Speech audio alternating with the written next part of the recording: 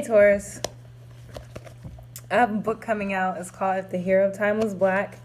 Next month is Zelda month, and it's a poetry book about the black experience in Hyrule and in this world. And that song was from the Minish Cap. It was kind of mixed up by K Nice. And Minish Cap is such an underrated game. It's really good. Like, if you want to play some games, which you should, because y'all be too serious sometimes, play some Minish Cap, you know? I love Ezlo. A lot of people have problems with Ezlo. I don't have no... He's one of my favorite sidekicks in the Zelda series. But, you know, nobody replaces Bo Daddy, a.k.a. King of Red Lions. So, Taurus, let's do this. Let's see how August is going to look for you. And just in spite of the eclipse and everything else wild that's going on.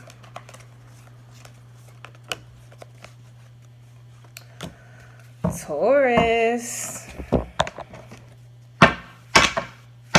Someone's feeling the Leo spirit a little too much, but I'll tell you how. I know you wondering. Leo. I said Leo. Oh, God. The Leo season's like leaping into my brain. You might be dealing with a Leo. Or someone with Leo in their chart. Sorry about that. If you are, I feel they're going behind your back. You might want to check on that. Because like, Leo, like disappointed.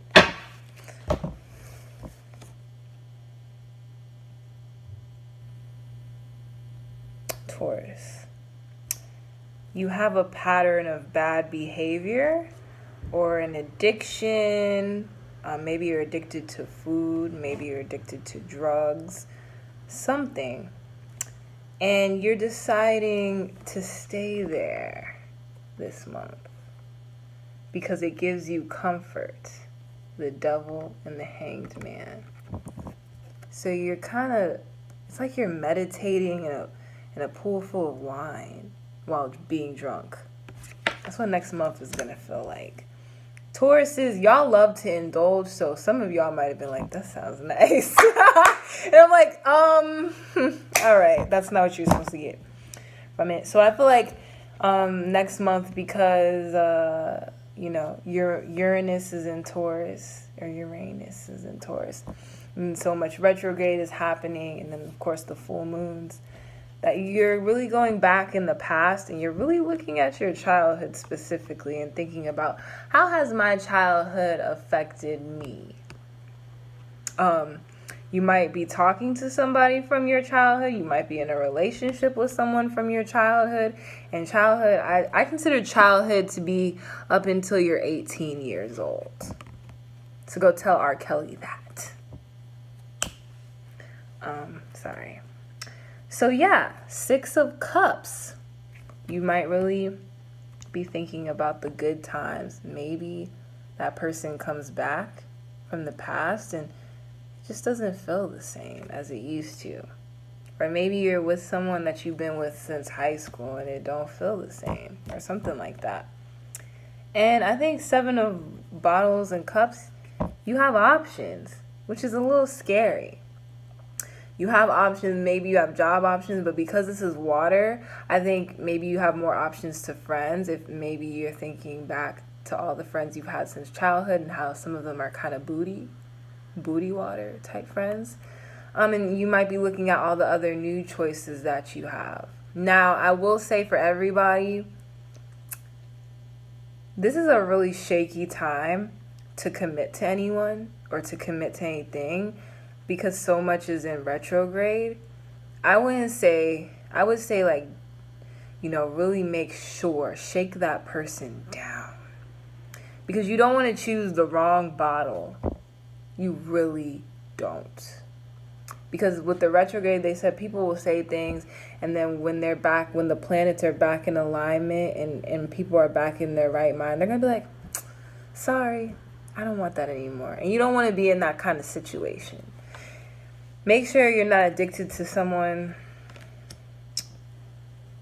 Yeah, or maybe you're overindulging in someone and you don't want to make a decision right now, which might actually be good for right now, but don't indulge too much because they might leave when it's all said and done.